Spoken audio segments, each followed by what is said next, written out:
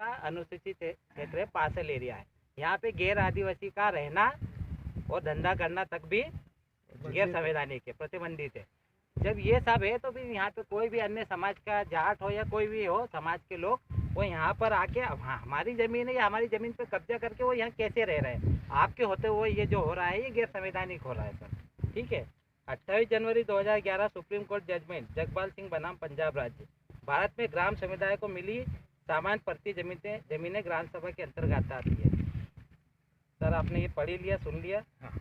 ये जमीनें किसके अंतर्गत आती है सर? ग्राम सभा के। तो यहाँ का निर्णय लेने का अधिकार किसको है सर? ग्राम सभा। ग्राम सभा को है सर। तो ग्राम सभा अगर आपको आदेश देती है तो ये मानना आपका कर्तव्य, आपकी ड्यूटी बनती है कि आप उन ये ज़मीन खाली करवाएं। जिस ज़मीन का विवाद चल रहा है ये आप खाली करवाएं। ठीक है। अगर आपको नहीं मानना तो आप ये कोर्ट के माध्यम से भी जवाब दें। 8 जुलाई 2013 सुप्रीम कोर्ट जजमेंट, सत्यम बनाम केरल राज्य, इसकी ज़मीन उसका खनिज। ठीक है सर। पुलिस प्रशासन का कानून, Indian penal code 1860 IPC section 5 के तहत आदिवासी समुदाय के लोकल लॉ, अनुच्छेद 13। सर आर्टिकल 13 आप पढ़ लीजिएगा, शायद आपको ज्ञान नहीं होगा तो आप पूरा पढ़ लीजिएगा तो आपको समझ में आ जाएगा आर्टिकल 13 विस्तार से क्या कहता है। अनुच्छेद 13(3) का के रूढ़ी प्रथा स्पेशल लॉ, रूढ़ी प्रथा स्पेशल लॉ। सर जो आप हमको बोल रहे थे कोर्ट जाइए कोर्ट जाइए, तो जो रूढ़ी प्रथा है ना सर, ये जो ग्राम सभा बैठी है ना, यही रूढ़ी प्रथा है और इसी को स्पेशल लॉ बोलते हैं। जिस प्रकार यहाँ पर कहा गया है कि वेदांता जजमेंट, ना लोकसभा ना विधानसभा है। ठीक है ना सर। तो हमारा स्पेशल लॉ है, हम निर्णय करेंगे कि हमारी ज़मीन पर कौन रहेगा कौन नहीं रहेगा। गैर आदिवासी को भी अगर रहने देना है तो ये हमारा निर्णय होगा सर, और उसका पालन करवाना आपका कर्तव्य है, क्योंकि आपकी ड्यूटी, क्योंकि आप कौन हो सर? OIGS। ठीक है ना सर।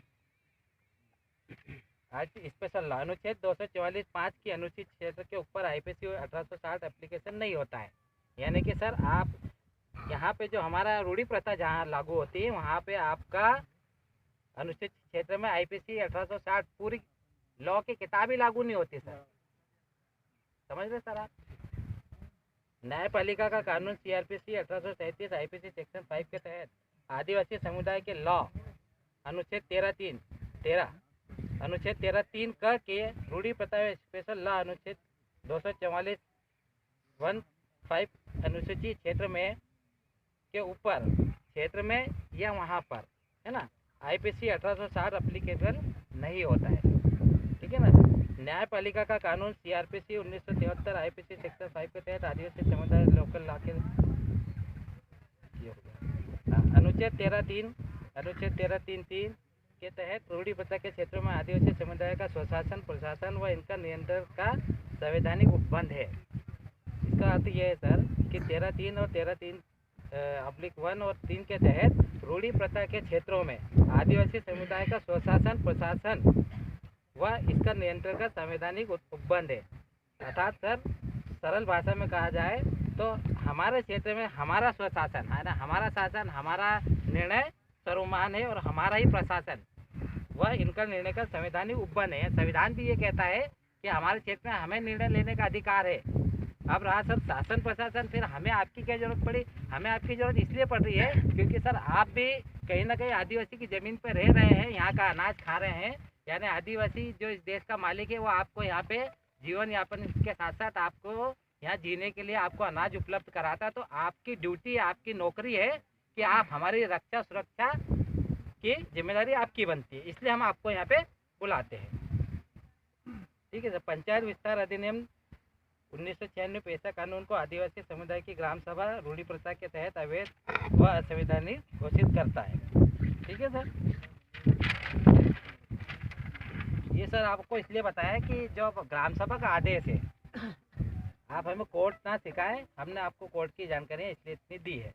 अब आदेश जो है सर ये है कि विषय कैलाश पिता गलिया की ज़मीन खसरा नंबर 150A/2/A 150A/2/2 150A/4 का सीमांकन करने बाबत सविनय निवेदन है कि महोदय जी, कैलाश पिता गलिया की ज़मीन के खसरा नंबर 150(1/2/1 150(1/2/2 150(1/4) जमीन का सीमांकन कर 15 दिवस में ग्राम सभा के समक्ष प्रस्तुत करें। अतः श्रीमान जी से अनुरोध है कि ग्राम सभा के निर्णय का पालन करें। ठीक है सर। अब मैं इसमें एक जजमेंट नहीं लिखा है, मैं उसका भी आपको थोड़ी सी जानकारी दे दूँ। 5 जनवरी 2011 को नंदाबाई बिल के प्रताड़ित किया गया था, महाराष्ट्र बनाम सरकार से ये केस हुआ था। उसमें 5 जनवरी 2011 को सुप्रीम कोर्ट ने आदेश दिया है। आप पैराग्राफ 34 पढ़ लीजिएगा और 27 पढ़ लीजिएगा सुप्रीम कोर्ट का आदेश 5 जनवरी 2011 का।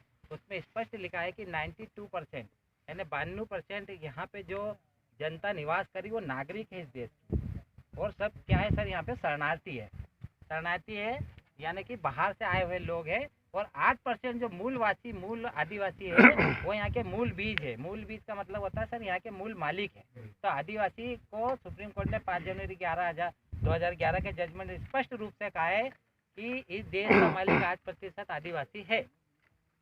और साथ में सुप्रीम कोर्ट ने उसी जजमेंट में यह आदेश दिया है कि शासन प्रशासन का और गैर आदिवासी का ये यहाँ पर ये दायित्व है, और शासन प्रशासन की ड्यूटी है कि वो देखे कि किसी भी प्रकार के जो सालों से प्रताड़ित आदिवासी होते आ रहे हैं अब वो ना हो।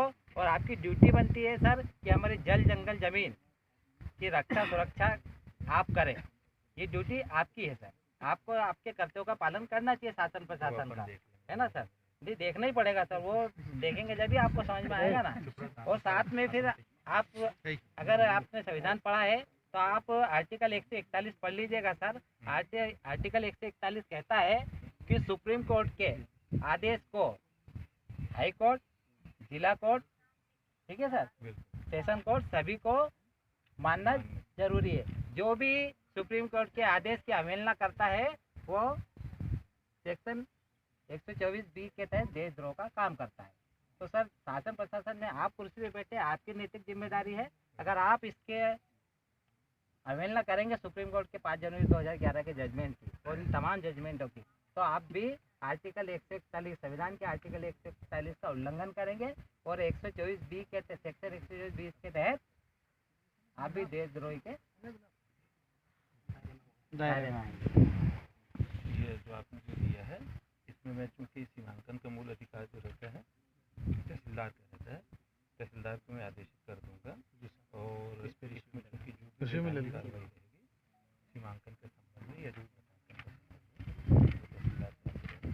सर ये 15 दिन का आपके पास समय है। 15 दिन में अगर नहीं होता तो हम ग्राम सभा आपके यहाँ महू में, क्योंकि यहाँ पे ऑफिस तो है नहीं सर ग्राम सभा से बड़ा कोई ऑफिस नहीं। मैंने अभी आपको पढ़ के बताया ना सर, आपका ऑफिस जहाँ हम बैठे ना वहाँ आपकी ड्यूटी है, वहाँ आपका ऑफिस। मैं इसमें मार्क कर रहा हूँ। नहीं आप इस पे दीजिए, आप जरा रुकिए, ज्ञापन दे रहे हैं तो नहीं ज्ञापन नहीं दे रहे सर। हाँ, आप पहले सुनिए, ये आदेश है ग्राम सभा का।